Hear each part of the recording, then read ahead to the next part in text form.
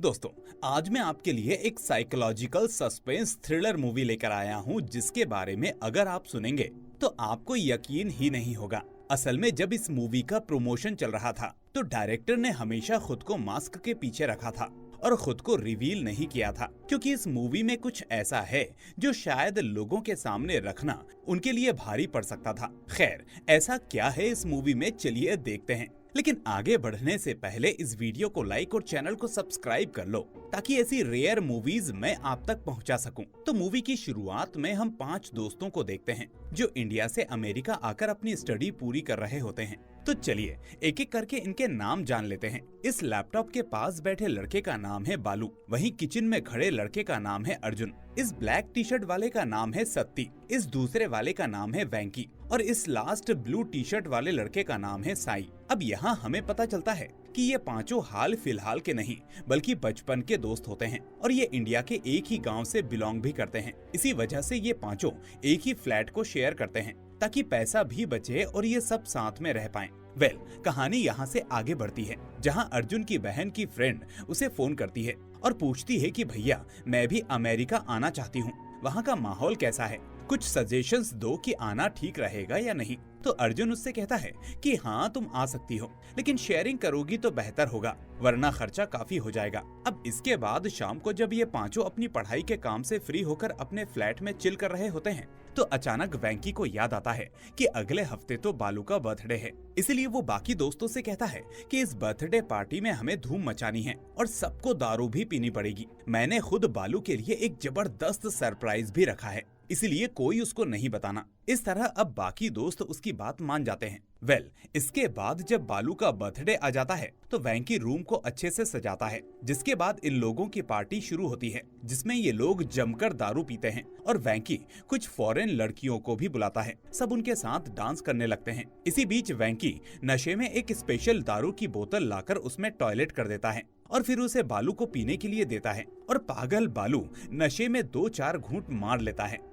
इसके बाद cake cutting की बारी आती है तो सारे दोस्त मिलकर उसे मुंह पर केक लगाने लगते हैं, जिस वजह से बालू बचकर बाहर की तरफ भागता है। लेकिन ये लोग उसे वापस अंदर खींचकर उसका चेहरा केक से भर देते हैं और फिर उसके ऊपर बियर डालकर उसको खूब चिढ़ाते हैं। अब इसी मस्ती मजाक के बीच अचानक बालू एक कांच की टेबल पर गिरता है और उठता नहीं।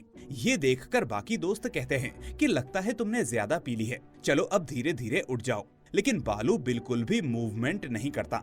ये देखकर अब वो उसे उठाने के लिए आगे बढ़ते हैं कि शायद उसे हैंगओवर हो गया होगा। लेकिन जब वो पास जाकर देखते हैं तो उन्हें पता चलता है कि उसकी तो सांसें ही नहीं चल रही और ये देखकर बाकी दोस्तों के पसीने छूट जाते हैं कि आखिर ये कैसे हो गया। अब इसी मोमेंट पर सभी का नशा ठंडा पड़ जाता है और वो लोग रोने लगते हैं। यहाँ किसी को भी समझ में नहीं आता कि अब क्या किया जाए और तभी इसी बीच उनके फ्लैट की घंटी बजती है, जिसके बाद ये लोग डरते हुए दरवाजा खोलते हैं। अब इनके सामने 2 पुलिस वाले खड़े होते हैं जिन्हें देखकर इनके होश उड़ जाते हैं। लेकिन तभी एक पुलिस वाला कहता है कि क्यों अपनी पार्टी से दूसरों की नींद खराब कर रहे हो, तुम्हारे पड़ोसियों ने तुम्हारी शिकायत की है, लेकिन अब ये पार्टी बंद करो या फिर करनी है तो दूसरों को डिस्टर्ब मत करो, शोर थोड़ा कम करो। तो ये सुनकर चारों दोस्त सॉरी बोलते हुए कहते हैं कि ठीक है ऑफिसर, हम अभी म्यूजिक बंद कर लेते हैं, आपको शिकायत नहीं मिलेगी। अब ये लोग वापस अंदर आते हैं तो देखते हैं कि बालू के मम्मी पापा उसे बर्थडे विश करने के लिए बार बार फोन कर रहे होते हैं,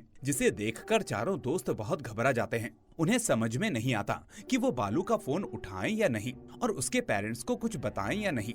इस बीच वेंकी कहता है कि हमें पुलिस को बता देना चाहिए, लेकिन बाकी दोस्त कहते हैं कि पुलिस को बताया तो उल्टा हम पर ही शक जाएगा और उसके बाद हमारा करियर खत्म समझो। लेकिन तभी उन्हें याद आता है कि अर्जुन का बड़ा भाई भरत अमेरिका में ही रहता है, इसीलिए वो अर्जुन से कहते हैं कि अर्जुन तुम अपने बड़े भाई को यहाँ बुला लो, वो कोई रास्ता निकालेगा। अब अर्जुन पहले तो मना करने लगता है कि मुझे डर लग रहा है, मैं अपने भाई से क्या कहूँगा। लेकिन फिर दोस्तों की रिक्वेस्ट पर वो आखिर में भरत को फोन करता है और कहता है कि आप फौरन मेरे घर पर आ जाओ, बहुत अर्जेंट बात है। तो ये सुनकर भरत कहता है कि इतनी रात को मैं नहीं आ सकता, और ऐसा क्या हुआ कि तुम मुझे आधी रात को फोन कर रहे हो। तो अर्जुन कहता है कि नहीं भैया, आपको अभी आना पड़ेगा, बात ही कुछ ऐसी है, मैं आपको फोन पर नहीं समझा सकता, इसलिए प्लीज आ जाओ, वक्त बहुत ही कम है। ये सुनकर भरत भी सोचता है कि ऐसा क्या हो गया कि मुझे आधी रात को बुला रहा है, इसलिए वो आखिरकार अर्जुन के फ्लैट पर पहुंच जाता है अब अंदर आते ही रूम की डेकोरेशन को देखकर वो सोचता है कि शायद इन लोगों ने मुझे बर्थडे पार्टी के लिए बुलाया है, जरूर इनमें से किसी का आज बर्थडे होगा। अब यही पूछने के लिए वो उनकी तरफ बढ़ता तो है, लेकिन फिर उसकी नजर बालू पर पड़ती है। वहाँ अंदर बालू को ऐसी हालत में देखकर उसके होश उड़ जाते हैं। वो पूछता है कि इसे क्या हुआ, ये ऐसे क्यों पड़ा है, ज्यादा पिला दी क्या तुम लोगों ने इसे? तो ये सुनकर चारों घबराते हुए कहते हैं कि नहीं भैया, ये दारू के नशे में ऐसे नहीं पड़ा। और ये जानते ही भरत को समझ में आ जाता है। वो एकदम से पूछता है कि आखिर क्या किया तुम लोगों ने, मुझे सच सच बताओ। तो वो लोग कहते हैं कि भैया हमने कुछ भी नहीं किया, हम लोग तो अच्छा खासा बालू का बर्थडे सेलिब्रेट कर रहे थे, लेकिन तभी अचानक ये नीचे गिर गया और मर गया। ये सब एक छोटा सा एक्सीडेंट था भैया, और अब हमें कुछ भी समझ में नहीं आ रहा, इसलिए हमने आपको कॉल किया। अब आप ही हमारी मदद करो। ये सुनकर भरत कहता है कि चलो पुलिस को जाकर सब कुछ सच सच बता देते हैं, लेकिन तभी चारों दोस्त उसे रोकते हुए कहते हैं कि नहीं भैया, पुलिस को बताया तो हमारा करियर खत्म हो जाएगा, सारी जिंदगी हमें जेल में काटनी पड़ेगी, इसीलिए प्लीज भैया कुछ और सोचो। तो भरत जवाब देता है कि अरे इसमें मैं क्या मदद करूं, ये किसी की मौत का मामला है, इसलिए मुझे खुद समझ में नहीं आ रहा कि क्या करूं। अब इसी बीच बालू की माँ बालू को फिर से फोन करती है, लेकिन इनमें से कोई भी उसके फोन को हाथ नहीं लगाता। अब भरत भी उस फोन को इग्नोर करते हुए चारों से पूछता है कि मुझे ये बताओ कि ये बात किस किस को पता है, क्या तुमने मेरे अलावा किसी और को भी ये बात बताई है? तो वो लोग कहते हैं कि नहीं भैया, और किसी को कुछ नहीं पता, हमने सबसे पहले आपको ही बताया। फिर अचानक बालू की माँ एक एक करके बालू के सभी दोस्तों के नंबरों पर कॉल करने लगती है, कभी वेंकी को, कभी सत्ती को, कभी अर्जुन को, लेकिन ये सब अपना फोन काटते रहते हैं और कोई भी उनसे डर के मारे बात नहीं करता। पर तभी भरत कहता है कि पुलिस की बात बाद में सोचेंगे, तुम लोग पहले ये बताओ कि बालू के मम्मी पापा को क्या कहेंगे। इसके बाद वो चारों अलग अलग आइडियाज देते हैं कि हम कह देंगे कि बालू दूसरी कंट्री चला गया या उसने अपना नंबर बदल लिया है। तो भरत कहता है कि ये कितने दिन चलेगा, क्योंकि जब बालू उनको फोन नहीं करेगा तो फिर से उनका शक तुम लोगों पर जाएगा और कभी न कभी उनको ये बात पता चल ही जाएगी। ऊपर से बालू रोज अपनी माँ से बात करता था, तो कहीं भी जाने से पहले वो उनको फोन करके जरूर बताता। अब इसी बीच बालू की माँ सत्ती को फिर से कॉल करती है और इस बार भरत के कहने पर सत्ती फोन उठा लेता है। फोन उठाकर वो नाटक करता है कि आंटी आज बालू का बर्थडे है ना, इसीलिए वो पार्टी में बिजी है, आप थोड़ी देर बाद कॉल करिएगा, मैं उसे फोन दे दूंगा। लेकिन बालू की माँ कहती है कि सत्ती बेटा, तुम बस एक बार उसे फोन दे दो, वो मेरा फोन नहीं उठा रहा, मैं सिर्फ उसे बर्थडे विश करना चाहती हूँ। पर सत्ती उनकी ये बात सुनकर फौरन अपना फोन काट देता है। इसके बाद भरत कहता है कि अब कोई रास्ता नहीं है, तुम्हें सच बताना ही पड़ेगा। इसीलिए जब बालू की माँ इस बार किसी और को फोन करती है तो भरत फोन ले लेता है और उन्हें समझाने की कोशिश करता है कि आंटी यहाँ आज एक हादसा हो गया, मुझे समझ नहीं आ रहा कि मैं आपको कैसे बताऊं। तो वो कहती है कि क्या हुआ भरत, तुम घबराए हुए क्यों हो, सब ठीक तो है? तो भरत धीरे धीरे कहता है कि आंटी आज ये लोग बालू की बर्थडे पार्टी में मस्ती कर रहे थे, लेकिन इसी बीच अचानक बालू नीचे गिर गया और उसकी जान चली गई। यहाँ सभी लोग घबराए हुए हैं, समझ नहीं आ रहा था कि आपको कैसे बताएं। भरत कहता है कि आंटी आप सुन रही है ना? तो ये सुनकर बालू की माँ अपना फोन कट कर देती है और उसके थोड़ी देर बाद बालू का पिता सत्ती को कॉल करके डांटता है कि तुम लोगों को आज के दिन ऐसा मजाक सूझ रहा है, कहाँ है ये बालू का बच्चा, ये सब वही करवा रहा होगा, इसीलिए चलो मजाक बंद करो और फोन बालू को दो। लेकिन तभी ये चारों उनको समझाते हैं कि अंकल हम सच बोल रहे हैं, ये एक्सीडेंटली हुआ, हमने जानबूझकर कुछ नहीं किया, बालू बस नीचे गिरा और उसकी मौत हो गई। फिर आखिर में बालू के पापा को यकीन हो जाता है कि ये लोग सच बोल रहे हैं, इसीलिए वो भी अपना फोन काट देते हैं। अब सभी को थोड़ा रिलीफ महसूस होता है कि उन्होंने बालू के पेरेंट्स को सच बता दिया है, इसीलिए अब कोई भी उन पर शक नहीं करेगा। इसके बाद अब ये पांचों काफी देर तक सोचते रहते हैं कि आखिर बॉडी का क्या करें, आगे क्या होगा। लेकिन तभी सत्ती के पिता उसको फोन करते हैं और पूछते हैं कि सत्ती वहाँ क्या हुआ। वो बताते हैं कि अभी अभी बालू के पापा हमारे घर आए थे और कह रहे थे कि तुम्हारे बेटे सत्ती ने बाकी दोस्तों के साथ मिलकर मेरे बेटे बालू को मार दिया। आखिर ये सब क्या चल रहा है? आगे वो बताते हैं कि वो सिर्फ मेरे पास नहीं बल्कि तुम्हारे बाकी दोस्तों के पेरेंट्स के पास भी गए हैं। उनका इतना कहना ही था कि इतने में सभी दोस्तों के घर से उनके पेरेंट्स के फोन आने लगते हैं, जिसके बाद वो लोग अपने मम्मी पापा को समझाते हैं कि हमने किसी को नहीं मारा, बालू तो हमारा बेस्ट फ्रेंड था, ये सब बस एक एक्सीडेंट था। खैर थोड़ी देर बाद हम देखते हैं कि प्रवीण नाम का एक लड़का भरत को फोन करके कहता है कि भरत मुझे अभी पता चला कि बालू को कुछ हुआ है, तो सच क्या है? अब प्रवीण की बात करें तो वो यहाँ छोटी मोटी जॉब करता है और वेंकी का रिश्तेदार भी है, इसलिए वेंकी के पापा ने उसे ये सब बताया था और फौरन वेंकी के पास जाने को कहा था। अब भरत प्रवीण से कहता है कि तुम फौरन अपनी जॉब छोड़कर यहाँ आ जाओ, हमें तो कुछ समझ में नहीं आ रहा। इसके बाद भरत वापस चारों से कहता है कि तुम लोग अभी फिर से अपने मम्मी पापा को फोन करो और उन्हें यहाँ की पूरी सिचुएशन समझाओ और कन्विंस करो कि बालू के पापा पुलिस में ना जाएं, क्योंकि अगर वहाँ इंडिया में भी पुलिस को पता चला तो मामला यहाँ तक आ जाएगा और यहाँ की पुलिस हमारे पीछे पड़ जाएगी। तो भरत के कहने पर वो चारों अपने मम्मी पापा को कॉल करके वापस समझाने की कोशिश करते हैं और सभी लोग इस मामले को सुबह तक के लिए ऐसे ही छोड़ देते हैं। इसके बाद जब सुबह होती है तो भरत के पापा फोन करते हैं कि बेटा, हमने बालू के मम्मी पापा को समझाने की कोशिश की और आखिर में वो समझ भी गए, लेकिन बेटा वो बहुत दुखी हैं, हमसे उनका दुख देखा नहीं जा रहा।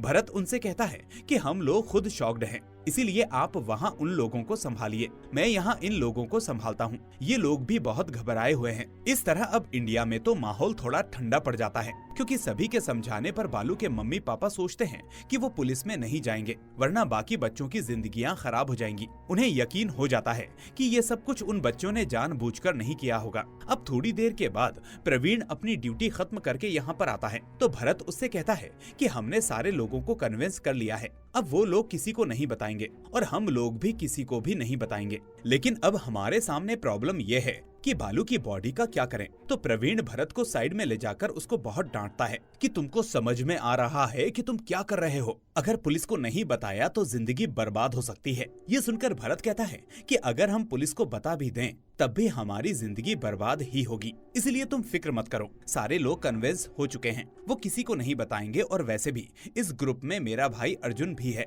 हम सभी लोग एक ही गांव के हैं, तो अगर हम हेल्प नहीं करेंगे तो कौन करेगा। लेकिन प्रवीण फिर भी उसकी बात नहीं मानता और यही कहता है कि इसमें बहुत बड़ा रिस्क है। पर तभी वेंकी का पिता प्रवीण को कॉल करता है और उससे रिक्वेस्ट करने लगता है कि बेटा, अब तुम ही वहाँ पर सब कुछ संभाल लो, अगर पुलिस को पता चला तो तुमको तो पता है ना, उन बच्चों की जिंदगियां बर्बाद हो जाएंगी। अब यहाँ प्रवीण उनसे कहता है कि मामा जी, मैं आपका एहसान कभी नहीं भूलूंगा, मुझे पता है कि आप नहीं होते तो मैं अमेरिका नहीं आ पाता, लेकिन आप भी मेरी बात समझो, ये हमारा देश नहीं है और ऊपर से ये घर मेरी रिस्पॉन्सिबिलिटी है, इसलिए अगर पुलिस को जरा सी भी भनक लग गई तो वो लोग सबसे पहले मुझे जेल में डालेंगे। इस तरह यहाँ हमें पता चलता है कि जिस फ्लैट में ये लोग रह रहे थे वो फ्लैट असल में प्रवीण ने ही रेंट पर दिलवाया था और वो रेंट एग्रीमेंट में गवाह भी था। लेकिन वेंकी का पिता फिर भी प्रवीण से वापस रिक्वेस्ट करता है और कहता है कि बालू के पेरेंट्स जब इसके लिए मान गए हैं तो तुम क्यों परेशान हो रहे हो, और वैसे भी इन बच्चों ने कुछ नहीं किया, ये तुम भी जानते हो, इसीलिए उनकी मदद करो, मैं बस यही कहूँगा। तो आखिर में प्रवीण उनसे कहता है कि ठीक है मामा जी, मैं इस बात को यहीं दबाने की पूरी कोशिश करूंगा, लेकिन अगर फिर भी कोई प्रॉब्लम आएगी तो मैं इन लोगों की हेल्प नहीं कर पाऊंगा। फिर इसके बाद वो चारों दोस्तों से पूछता है कि चलो अब तुम लोग ही बताओ कि बालू की डेड बॉडी का क्या करें। तो इस तरह वो लोग अपना अपना ओपिनियन देने लगते हैं। कोई कहता है कि बालू की बॉडी को किसी जगह पर ले जाकर जला दें, तो कोई कहता है कि एसिड डालकर डिस्पोज कर दें। लेकिन तभी भरत कहता है कि ये सब करना ठीक नहीं, क्योंकि बालू अपना ही भाई था, इसलिए उसकी बॉडी के साथ ये सब करना अच्छा नहीं होगा। वो कहता है कि मेरे पास एक आइडिया है, हम इस घर के बैकयार्ड में उसको दफना देंगे। तो प्रवीण कहता है कि तुम्हारा आइडिया तो अच्छा है, लेकिन अगर फ्यूचर में कभी ये डेड बॉडी बाहर आ गई तो फिर से बहुत प्रॉब्लम होगी। भरत कहता है कि ये सिचुएशन तभी आएगी जब इस घर का ओनर कभी कोई खुदाई करे, पर हम ऐसा होने नहीं देंगे, हमें इस सिचुएशन से बचने के लिए इस घर को ही खरीदना पड़ेगा। इस तरह वो उन चारों से कहता है कि तुम लोग जो भी करो, जैसे भी करो, लेकिन इस घर को खरीद लो। तो ये चारों लोग भी हाँ कह देते हैं। जिसके बाद भरत कहता है कि तुम चारों अभी से घर के पीछे जाकर गड्ढा खोदना स्टार्ट करो, क्योंकि घर के चारों तरफ फेंसिंग है, इसलिए किसी को कुछ भी नजर नहीं आएगा। आगे वो कहता है कि इसके अलावा तुम लोगों को एक और काम करना होगा, तुम लोगों को बालू का सारा रिकॉर्ड अपने पास से मिटाना होगा, यानी कभी किसी को ये ना लगे कि बालू यहाँ तुम लोगों के साथ रहता था। अब असल में ये पांचों लोग छोटी मोटी जॉब करते हुए अपनी पढ़ाई भी कर रहे थे, इसीलिए भरत फौरन सभी को अपना अपना एडमिशन भी कैंसिल करने के लिए कहता है और फिर बालू के नाम पर इंडिया की फ्लाइट के टिकट्स भी बुक करने के लिए कहता है। लेकिन तभी अचानक सारे रिकॉर्ड्स क्लियर होने के बीचों बीच भरत को ये बात पता चलती है कि बालू के माँ बाप बालू को देखने के लिए अमेरिका आ रहे हैं। और ये सुनते ही ये चारों लोग शॉक्ड रह जाते हैं, कि कहीं वो यहाँ आकर इमोशनल ना हो जाएं और पुलिस को ना बुला लें। और फिर वो भी डिसाइड कर लेते हैं कि जब तक बालू के माँ बाप यहाँ पर नहीं आ जाते तब तक बालू को नहीं दफनाएंगे, अब चाहे जो भी हो। इसके बाद वो अपने घर को साफ सुथरा करके बालू को अच्छे से लेटा देते हैं। ये होने के बाद अर्जुन, वेंकी, सत्ती और साई के बीच छोटा सा झगड़ा होने लगता है। यहाँ साई ये सारा ब्लेम वेंकी पर ही डालने लगता है और कहता है कि वेंकी ने ही इस पार्टी का इंतजाम किया, इसीलिए दारू पीकर बालू नीचे गिर गया और मारा गया। लेकिन बाद में अर्जुन अपने दोस्तों को समझाता है कि जो हुआ सो हुआ, ये सब कुछ एक दुर्घटना थी, इसीलिए अब इस बारे में झगड़ा करना बंद करो। खुद ही ऐसा करोगे तो दूसरे लोगों को तो शक होगा ही। खैर, वहीं दूसरे रूम में भरत और प्रवीण होते हैं, जहां प्रवीण उससे कहता है कि जब वो लोग बॉडी क्लीन कर रहे थे तो क्या तुमने नोटिस किया कि बालू की बॉडी नीली पड़ गई है, और वैसे भी सिर्फ नीचे गिरने से उसकी मौत कैसे हो सकती है, जबकि ना कोई जख्म हुआ और ना ही कोई ब्लड आया। प्रवीण कहता है कि भरत, मुझे लगता है कि कुछ न कुछ गड़बड़ मामला जरूर है, मुझे शक है कि ये कोई नेचुरल डेथ नहीं है। भरत कहता है तो फिर हमें क्या करना चाहिए? मैं जानता हूँ कि मेरा भाई अर्जुन ये सब नहीं कर सकता, और अगर उससे ऐसा होता तो वो मुझे सच सच बता देता, लेकिन बाकी लोगों के बारे में मैं कुछ भी नहीं कह सकता। तो प्रवीण कहता है कि अभी बालू के पेरेंट्स को आने में काफी समय है, इसलिए तब तक हम दोनों चोरी चुपके इन 4 लोगों की इन्वेस्टिगेशन करेंगे। अब भरत इसके लिए मान जाता है और इसके बाद ये दोनों मिलकर एक एक करके चारों लोगों के पास जाकर पूछताछ करते हैं कि क्या बालू के साथ किसी का झगड़ा हुआ था, क्या तुम लोगों में से किसी के साथ उसका हाल ही में कोई झगड़ा हुआ था। अब सभी का अलग अलग जवाब सुनकर ये दोनों मुलाकात करके आपस में यही कहते हैं कि कोई भी क्लू नहीं मिला। इसी बीच भरत कहता है कि हो सकता है कि हम लोग कुछ ज्यादा ही सोच रहे हैं और ये असल में कोई एक्सीडेंट ही हो, और वैसे भी वो 5 लोग बचपन के दोस्त हैं, पता नहीं कितनी बार आपस में लड़े होंगे, तो आखिर एक दूसरे को क्यों ही मारेंगे। फिर भी प्रवीण कहता है कि यार भरत, कुछ तो गड़बड़ है, हमें पता करना ही होगा। अब थोड़ी देर बाद भरत प्रवीण को कुछ दवाइयाँ दिखाते हुए कहता है कि अभी अभी मुझे इन लोगों से ये बात पता चली कि बालू को अस्थमा था, तो शायद बर्थडे सेलिब्रेशन में उसको अस्थमा अटैक हुआ होगा, जिसकी वजह से उसकी मौत हो गई। और दूसरा, ये टैबलेट्स स्किन एलर्जी की टैबलेट्स हैं, जिसकी वजह से शायद उसकी स्किन का कलर नीला हो गया होगा, कुछ भी पॉसिबल है। पर तभी प्रवीण के दिमाग में एक बात खटकने लगती है। वो फौरन जाकर उस घर के सारे डस्टबिन को चेक करने लगता है, तो उसे वॉशरूम के डस्टबिन में पोटेशियम साइनाइड का एक बॉटल मिलता है, और दूसरी तरफ वो भरत की दिखाई हुई अस्थमा की बोतल को चेक करता है तो देखता है कि वो बोतल एक्सपायर हो चुकी है। इसके बाद वो भरत से कहता है कि देखा तुमने भरत, असल में पोटेशियम साइनाइड कंज्यूम करने की वजह से ही बालू की स्किन नीली हुई होगी, क्योंकि अस्थमा की दवा तो एक्सपायर्ड थी, उसको तो बालू ने लिया ही नहीं होगा। वो कहता है कि भरत, पहले हमको अब ये बात पता करनी होगी कि ये बोतल आखिर किसने खरीदी। भरत कहता है कि इस बारे में हम कैसे पता करेंगे, तो प्रवीण कहता है कि ऐसे बॉटल्स असल में इलीगल वेबसाइट्स पर ही मिलते हैं, इसीलिए अगर हम इन चारों की बैंक स्टेटमेंट्स को चेक करें तो ये बात पता चल जाएगी कि बोतल को किसने खरीदा। तो अब ये दोनों उन चारों का चोरी चुपके फोन लेकर उनका बैंक स्टेटमेंट चेक करने लगते हैं,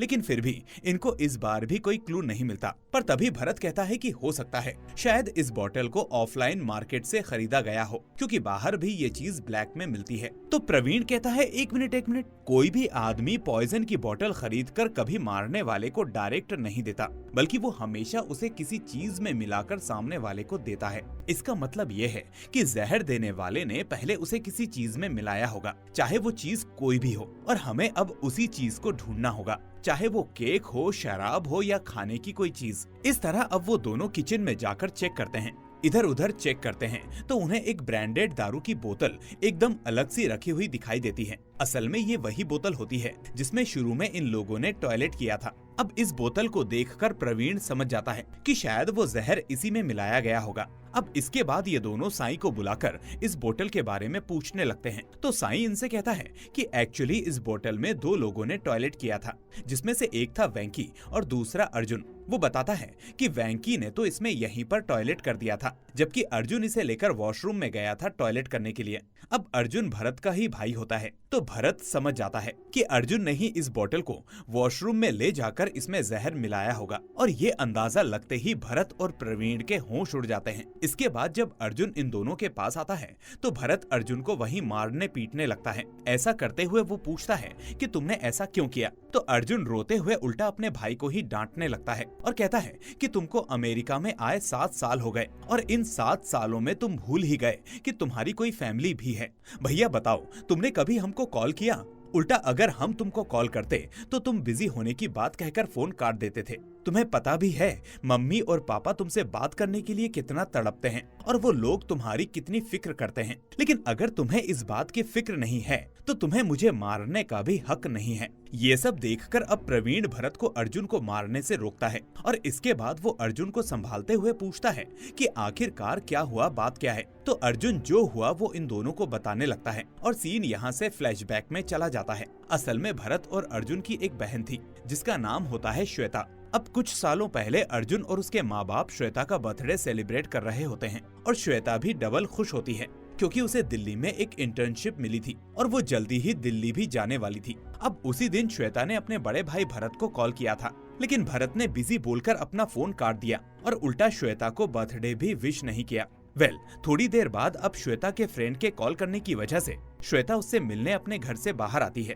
लेकिन जब बहुत देर होने के बावजूद भी श्वेता वापस घर पर नहीं आती तो अर्जुन और उसका पिता श्वेता को इधर उधर ढूंढने लगते हैं और जब ये दोनों वापस घर पर आते हैं तो इनके घर के पास पुलिस वाले होते हैं जो इन्हें एक लड़की की लाश की शिनाख्त करने के लिए अपने साथ मॉर्चरी रूम में ले जाते हैं। और जब ये उस लड़की को देखते हैं तो खुद को संभाल नहीं पाते क्योंकि ये डेड बॉडी असल में श्वेता की ही होती है और बेचारी श्वेता का सर आधा हो चुका होता है। इसके बाद अर्जुन और उसके माता पिता बुरी तरह से टूट जाते हैं और उस वक्त अर्जुन अकेला ही अपने माँ बाप को संभालने में लगा होता है और काफी अकेला पड़ जाता है। अब अर्जुन कहता है कि मेरा तो अमेरिका आने का बिल्कुल भी मन नहीं था, लेकिन पेरेंट्स चाहते थे कि मैं भरत भैया की तरह अच्छी जॉब करूं, चाहे मुझे उनसे अलग ही क्यों ना रहना पड़े, इसलिए मैं खुशी के खातिर यहाँ आ गया। लेकिन अर्जुन बताता है कि अभी कुछ दिन पहले श्वेता की एक फ्रेंड का कॉल मेरे पास आया था और उसने कहा था कि वो यहाँ पर आना चाहती है। अब इन्हीं बातों ही बातों में उसने मुझसे बालू के बारे में भी जिक्र किया कि क्या बालू भी आपके साथ रहता है और बालू कैसा बंदा है, उसका बिहेवियर कैसा है। तो मैंने पूछा कि तुम बालू को कैसे जानती हो, तो उसने कहा कि भैया मैं आपसे एक बात कहना चाहती हूँ। एक्चुअली बालू और श्वेता एक वक्त पर रिलेशनशिप में थे। शुरू में तो इन दोनों के बीच सब कुछ अच्छा चल रहा था और ये एक दूसरे से बहुत प्यार करते थे, लेकिन कुछ महीनों के बाद बालू का बिहेवियर टोटली चेंज हो गया। वो श्वेता को लेकर बहुत पॉजिटिव हो गया और उससे कहने लगा कि तुम इससे बात मत करो, उससे बात मत करो, यहाँ मत जाओ, वहाँ मत जाओ। अब श्वेता उससे प्यार करती थी इसलिए वो ये सब फॉलो करने लगी। लेकिन तभी एक दिन उसे ये बात पता चली कि बालू के काफी सारे अफेयर्स हैं, जिसके बाद श्वेता बालू को अवॉइड करने लगी। लेकिन इसके बाद बालू श्वेता को और तंग करने लगा। वो श्वेता के मना करने के बाद भी बार बार उसे कॉल्स करता और मिलने के लिए जाता। और ऐसे ही श्वेता के बर्थडे के दिन बालू ने ही श्वेता को अपने घर पर कुछ बात करने के लिए बुलाया था और उसके पास जाने से पहले श्वेता ने ये बात मुझसे शेयर की थी कि बालू फोन कर रहा है इसलिए मैं उससे बात करने जा रही हूँ। उसने कहा था कि मैं दिल्ली जाने वाली हूँ, इसलिए बालू से अपना रिश्ता आज खत्म कराऊंगी, वो इस रिश्ते के लायक नहीं है। तो ये सारी बातें सुनने के बाद अर्जुन को बालू पर ही शक होता है कि बालू ने ही इसकी बहन को मारा होगा। लेकिन यहाँ एक और बात यह है कि श्वेता के कत्ल के इल्जाम में एक आदमी ऑलरेडी जेल में होता है। अब इस बात की सच्चाई पता करने के लिए अर्जुन एक रैंडम फोन नंबर से बालू को मैसेज करता है जिसमें लिखा होता है कि मुझे पता है तुमने श्वेता के साथ क्या क्या किया, इसलिए फौरन मुझे इस अकाउंट पर इतने पैसे भेजो वरना मैं तुम्हारा भांडा फोड़ दूंगा। अर्जुन बताता है कि वो मैसेज देखने के बाद बालू बहुत डर गया था और उसने फौरन उस अकाउंट में पैसे भेज दिए थे। इस तरह प्रेजेंट में भरत अर्जुन से ही पूछता है कि बालू ने उस अकाउंट नंबर पर पैसे भेजे, ये तुमको कैसे पता, क्या तुमने अपनी आंखों से देखा और वो अकाउंट नंबर किसका था। तो अर्जुन कहता है कि मुझे पक्का यकीन है कि उसने वो पैसे भेजे थे और उसी ने हमारी बहन श्वेता को मारा था। और इतना कहकर वो उस कमरे से बाहर चला जाता है। इसके बाद भरत प्रवीण से कहता है कि अरे यार ये तो पागल हो गया है, इसने बिना पूरा सच जाने ही बालू को मार दिया। खैर जो भी हो, बालू के माता पिता के आने के बाद मैं उन दोनों को सब कुछ सच सच बता दूंगा। अब बाद में वो दोनों क्या डिसाइड करेंगे ये उन पर डिपेंड करता है, इसके बाद बालू के माँ बाप वहाँ पर पहुँच जाते हैं और अपने मरे हुए बेटे को देखकर बहुत रोने लगते हैं। अब भरत और प्रवीण बालू के फादर को समझाते हुए कमरे में ले जाते हैं और यहाँ भरत ठान लेता है कि वो बालू के फादर को सब कुछ सच सच बता देगा कि बालू को उसके ही भाई अर्जुन ने ही मारा है। लेकिन जब तक वो कुछ बोल पाता उससे पहले ही बालू का फादर भरत को रोकते हुए कहता है कि भरत, मुझे तुमसे कुछ कहना है कि एक्चुअली 6 महीने पहले एक दिन बालू ने रोते हुए मुझे कॉल किया और जो हुआ वो मुझे बताने लगा। वो कहते हैं कि उस रात बालू ने तुम्हारी बहन श्वेता से मुलाकात की थी, जिसके बाद उन दोनों के बीच काफी झगड़ा हुआ था, जिसके चलते बालू ने चलती हुई कार से श्वेता को बाहर धक्का दे दिया था और बाहर एक पत्थर से सर टकराने की वजह से श्वेता बहुत जख्मी हो गई थी। अगर बालू उसी वक्त श्वेता को हॉस्पिटल ले जाता तो शायद श्वेता की जान बच सकती थी, लेकिन वो डरकर फौरन मेरे पास आकर सब कुछ बताने लगा। अब बालू मेरा एक लौता बेटा था, इसलिए मैं उसको खोना नहीं चाहता था और यही वजह थी कि मैंने दूसरे आदमी को पैसे देकर जेल भिजवा दिया। भरत बेटे, मुझे माफ कर दो, मैंने तुम्हारी फैमिली के साथ बहुत गलत किया और देखो ये उसी का नतीजा है कि भगवान ने आज मुझे ये सजा दी है। अब ये सब सुनने के बाद भरत अपना सच छुपा लेता है कि ये खून अर्जुन ने ही किया है। इसके बाद ये सब लोग मिलकर बालू को दफना देते हैं और फिर बालू का फादर जाते जाते इन चारों लोगों को समझाता है कि आप लोग फिक्र मत करो, मैं किसी को कुछ नहीं बताऊंगा और ये घर भी मैं ही खरीद लूंगा। अब दोस्तों, आप सोच रहे होंगे कि हो गया कहानी का दी एंड, लेकिन अभी असली ट्विस्ट तो बाकी है। अब इतना सब कुछ होने के बाद जब भरत और प्रवीण वापस घर के अंदर आ रहे होते हैं तो तभी अचानक भरत की जेब से वो जहर वाली बोतल नीचे गिर जाती है। ये वही पोटेशियम साइनाइड वाली बोतल होती है। अब प्रवीण उस बोतल की स्मेल सूंघकर भरत से कहता है कि भरत, ये तो फेक पॉइजन है, इसका मतलब बालू को अर्जुन ने नहीं मारा, और अगर उसने नहीं मारा तो आखिर किसने मारा होगा। तो भरत कहता है कि शायद हमने अब तक सब कुछ गलत अंदाजा लगाया, हो सकता है कि बालू अपनी मौत ही मरा हो जैसा उसके पिता ने कहा। और यहाँ आता है असली ट्विस्ट, जिसके बाद सीन फ्लैशबैक में चला जाता है। यहाँ भरत अपने फ्लैशबैक को याद करने लगता है और हम देखते हैं कि जब अर्जुन को ये बात पता चली कि बालू ने ही उसकी बहन को मार दिया है तो उसी वक्त अर्जुन ने भरत को फोन करके ये बात बोल दी थी। इसके बाद अर्जुन ने भरत को कहा था कि भैया, तुम फौरन मुझे एक जहर की बोतल ला कर दो, मैं उस बालू को मार दूंगा। तुम तो अपनी फैमिली की केयर करते नहीं और तुम्हें अपनी बहन के जाने से कोई फर्क नहीं पड़ा, लेकिन मुझे मेरी बहन से बहुत प्यार था और मैं उसका बदला लेकर ही रहूंगा। तो भरत ये सुनकर उससे कुछ नहीं कहता, बल्कि उल्टा उसे एक पॉइजन की बोतल लाकर दे देता है। लेकिन यहाँ हम देखते हैं कि ये बोतल असल में फेक होती है, क्योंकि भरत ये नहीं चाहता था कि इस केस में उसका भाई अर्जुन फंसे। इसलिए जब बालू की बर्थडे पार्टी चल रही थी और ये सारे लोग मौज मस्ती कर रहे थे तो इसी बीच बालू अपने दोस्तों से बचने के लिए कुछ मिनट्स के लिए घर से बाहर गया था और यहीं उसके नशे में होने की वजह से भरत ने उसको एक जहर वाला इंजेक्शन लगा दिया था, जिसके बाद अंदर जाते ही बालू की मौत हो गई थी। अब मूवी के लास्ट में फाइनली डायरेक्टर हमें श्वेता की असली फोटो दिखाते हैं और ये भी लिखते हैं कि इतने सालों तक जो सच उस घर में दबा रहा वो सच अब आप लोगों को पता लग गया। और इसी के साथ ये मूवी यहाँ पर दी एंड हो जाती है। तो दोस्तों, आपको ये मूवी कैसी लगी मुझे कमेंट में जरूर बताएं। साथ ही अगर आप नए हैं तो चैनल को सब्सक्राइब करके नोटिफिकेशन बेल को भी दबा दीजिए ताकि कोई भी वीडियो आपसे मिस ना हो। अब मैं फिर मिलूंगा अगली ऐसी ही शानदार कहानी के साथ। Till then, take care and thanks for watching.